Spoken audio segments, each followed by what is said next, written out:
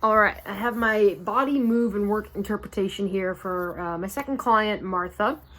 Martha's body was a great assessment and a great baseline from a good starting point for her. She recently went through a challenging time in life. She got pregnant, had a very unsafe pregnancy, almost died during the pregnancy, and now has a child through surrogacy, which is awesome, but she has a young child.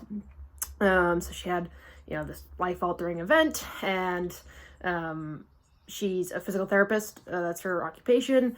So she works part-time, but not part-time, because she's a go-getter. And she's got a young child at home, and she's got, her husband, and she helps out with the local lacrosse team, and she's very involved and very passionate about all the things she does, and she's kind of put herself on the back burner, and I think that's reflected in her in-body.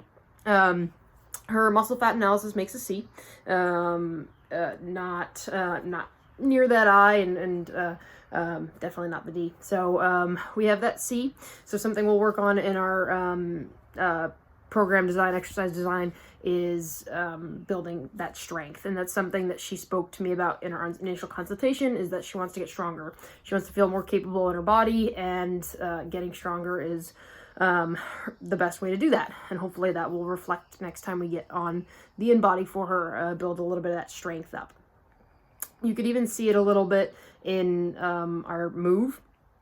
She doesn't have great strength. She's very flexible. Her toe touch was great. Her ASLR, great range of motion. She even did pretty well on the scratch test. A little bit of, pecking the head forward and rounding the back. The air squat, not really confident in that movement, kind of coming up into the toes and trying to hit the depth by coming into the toes rather than staying in the heels. Arms stayed mostly by her head as she was sitting down in that squat, but definitely we'll focus on some more motor control in her exercise design with that pattern. The lunge was, I think, the standout exercise for her. Very challenging balance-wise, and in terms of that single leg strength. That will definitely be something we include in her exercise design, is working more on that strength. Her core tests went fairly well. She did a decent job. She passed a couple, needs a little work on a few. So we'll definitely include some more core work in there. A lot of strength work at tempos, working on that motor control and helping her feel more confident, comfortable, and getting stronger, hopefully. And hopefully that will reflect in her in-body and in her next move assessment. Okay. Her work, I thought she did a nice job. Definitely room for improvement. 85 calories, but was determined. And after a couple minutes, she kind of set a pace and then decided from that pace she would add just 1 calorie every minute from there. So I think she was on track to do 7 a minute, and then she did one more extra, or whatever her math was, wherever she went from. But after she was explaining to me that was her plan. So, kind of cool to see during her 10 minutes, she was working hard, trying hard, breathing heavy, but still formulating a plan of, okay, how do I just get 1 more calorie a minute each time to try to get a couple more? So room for improvement, and we'll definitely play into our exercise design, is building in some more of that aerobic capacity. Just getting her lungs up to speed. Was a lacrosse player, is used to running a lot, just hasn't been. It's not something that she's been working on. Like I mentioned, she's been putting herself on the back burner a lot.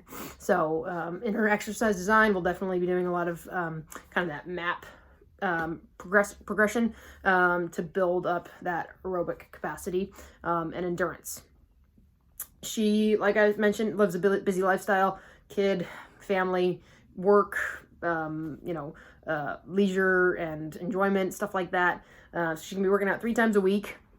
That'll be part of her exercise design. Her nutrition, she is currently working with a nutritionist, so that's why her screenshots look kind of how they are. They're from a different app that they're working on together. She has some digestion issues, so her food selection is limited. So she's kind of working on figuring out what's best for her. So I'm not gonna super touch that. I'm just gonna make sure she's eating enough, because that's one thing that she hasn't been doing, is eating all of her meals and having enough in each meal. So I'll make sure I stay on top of her on that, and keep tabs on have you eaten enough today before we work out.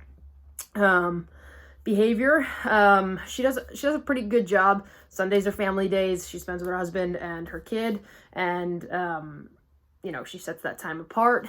Her part-time job, which she's a business owner, small business owner, is kind of a full-time job, but she does a pretty good job separating and you know, living a relatively balanced, hard to do lifestyle.